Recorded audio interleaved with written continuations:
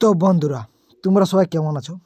আশা করি সবাই ভালো আছো। তো বন্ধুরা, আজকে আমরা যে প্রাইমারি টেট 2024 হবে কি না সেটা নিয়ে আমরা কিন্তু আজকে আলোচনা করব, এবং তার সাথে সাথে তোমরা দেখতে পাচ্ছ এই পয়েন্টগুলা, নিউ রিক্রুটমেন্টস এটা কবে হবে এবং কাদের নিয়ে এই নিউ রিক্রুটমেন্টস হতে চলেছে, এবং মোট কতজন অংশগ্রহণ করবে এই নিউ রিক্রুটমেন্ট। বুঝতে পারছো? তো চলো ভিডিওটা শুরু করছি, এবং তোমরা অবশ্যই ভিডিওটা শেষ পর্যন্ত দেখবে, তোমরা অনেক কিছুই তথ্য পেয়ে যাবে। তো চলো দেখো, প্রথম আমাদের যেটা টপিক, সেটা যে প্রাইমারি টেট 2024 হবে কি হবে না। তো বন্ধুরা, তোমাদেরকে আমি 100% শিওর দিতে পারি যে এই 2024-এর যে প্রাইমারি টেট এটা কিন্তু হবে, কারণ পর্ষদ বলে দিয়েছে যে প্রত্যেক বছরই কিন্তু প্রাইমারি টেট হবে। বুঝতে পেরেছো? এখানে কিন্তু রিক্রুটমেন্টের কোনো সম্পর্ক নেই, এরকমভাবে তারা বলেছে। কিন্তু আমাদের একটা ধরতে হবে যে প্রত্যেক বছরই প্রাইমারি টেট হতে চলেছে, এটা তোমাদেরকে মনে রাখতে হবে। এবং যদি 2023-এ যদি তোমাদের এক্সাম ভালো হয়নি, তাহলে অবশ্যই তোমরা প্রিপারেশন করে দিতে পারো। এবং যাদের যদি কম নাম্বার থেকে থাকে, তাহলে অবশ্যই সেও কিন্তু প্রিপারেশন করতে পারে ভালো নাম্বার তোলার জন্য। কিন্তু আমাদেরকে দেখতে হবে, কিন্তু এবার প্রিপারেশনটা কিন্তু খুব ভালোভাবে নিতে হবে, কারণ আমাদেরকে আমাদের ডিটেলসে পড়তে হবে। তোমরা দেখতে পাচ্ছ যে 2023-এর যে কোয়েশ্চেনের লেভেল ছিল কীরকম, হ্যাঁ, তো সেরকমভাবে কিন্তু প্রিপারেশন নিতে হবে। তাহলে মোট কথা বলতে চাইছি যে আমি কিন্তু 2024-এর যে প্রাইমারি টেট সেটা কিন্তু হবে, এটা কনফার্ম। বুঝতে পারছো? তো চলো, আর বেশি কিছু বলছি না, আমাদের এই টপিকটা শেষ হচ্ছে। এবার আমার সেকেন্ড যে টপিক, তাহলে এই যে নিউ রিক্রুটমেন্টস এটা কবে হবে? তোমরা জানো যে 2022 টেট পাস ঐক্যমঞ্চ খুবই ভালো আন্দোলন করে চলছে, হ্যাঁ, এই নিউ রিক্রুটমেন্টের জন্য। তো এই নিউ রিক্রুটমেন্ট কবে হবে? তো বন্ধুরা দেখো, একটা স্টে অর্ডার রয়েছে, তোমরা সকলে এটা জানো, হ্যাঁ। যদি 2022-এর যদি প্রাইমারি টেট পাস করে থাকো, তাহলে তোমরা সকলে এটা জানো যে একটা স্টে অর্ডার রয়েছে, হ্যাঁ। তো এই স্টে অর্ডারটা জানুয়ারির 12 তারিখে আছে। দেখা যাক সেই তারিখে কি হয়। যদি হয়ে যায়, আমি কথার কথা বলছি, যদি এই 12 তারিখে স্টেটা যদি উঠে যায়, তাহলে কিন্তু এই 2024-এর মধ্যেই কিন্তু এই নিউ রিক্রুটমেন্ট আমরা পেয়ে যাব। বুঝতে পেরেছি? এবং যদি না উঠে, তাহলে কিন্তু অসুবিধায় রয়েছে, এটা আমি বলতে চাইছি। তো চলো, এই দ্বিতীয় নম্বর টপিকটা আমরা ভালোভাবে বুঝেছি। এবার আমরা 3 নম্বর যে টপিকটি আছে, কাদের নিয়ে নিউ রিক্রুটমেন্ট হবে। তো বন্ধুরা, আমি এখানে দুটো কথা বলছি। সেটা হচ্ছে যে যদি এই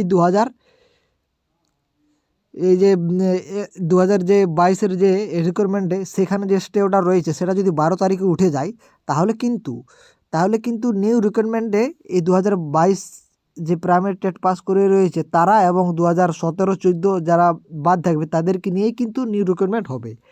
এবং যদি এই 22-এ এই যে 12 জানুয়ারি, এইখানে যদি এই ডেটে যদি আমাদের এই স্টে অর্ডারটা যদি না উঠে, তাহলে কিন্তু 2023, 2022 এবং 2017 এবং 2014 এই সকলে কিন্তু এই নিউ রিক্রুটমেন্টে অংশগ্রহণ করবে। তো এই বুঝতে পারছো? তাহলে এই যে 2022-এর যে রিক্রুটমেন্টের উপরে যে স্টে অর্ডার রয়েছে, সেই স্টে অর্ডার যদি 12 তারিখ উঠে যায়, তাহলে কিন্তু আমাদের 2022-কে নিয়েই রিক্রুটমেন্ট হবে। আর যদি এই 12 তারিখ যদি স্টে অর্ডার না উঠে যায়, তাহলে কিন্তু এই যে 2023-এ যে প্রাইমারি টেটের পাশে যে পরীক্ষার্থীরা থাকবে, তারাও কিন্তু এই নিউ রিক্রুটমেন্টে অংশগ্রহণ করবে। তার সাথে সাথে 2014 এবং 2017 এরাও কিন্তু অংশগ্রহণ করবে। বুঝতে পেরেছো? তো আশা করি এই 3 নম্বর টপিকটা তোমরা সকলে বুঝে গেছো। তারপরে দেখো, এবারে এটা হচ্ছে মেন ব্যাপার, যে মোট কতজন অংশগ্রহণ করবে নিউ রিক্রুটমেন্টে। তো দেখো, তোমাদেরকে আমি এর আগের যে টপিকটা সেখানে বুঝিয়েছি, যদি 2023 যদি নিউ রিক্রুটমেন্টে অংশগ্রহণ করে, তাহলে কিন্তু একটু যে অংশগ্রহণের যে প্রার্থীর সংখ্যা, সেটা কিন্তু বেড়ে যাবে। বুঝতে পারছো? আমরা জানি এখন আমাদের কাছে যেটা তথ্য আছে, সেখানে এই 40,000 প্লাস, হ্যাঁ, 40,000 প্লাস এনওআইএসকে যদি মিলে করে, তো এনওআইএস যেটা যদি বাদ চলে যায়, তাহলে আমাদের এখনও থাকছে 2022-এ যে প্রাইমারি টেট পাসে যে শিক্ষার্থীর সংখ্যা, সেটা কিন্তু এই 30,000 ধরতে পারো।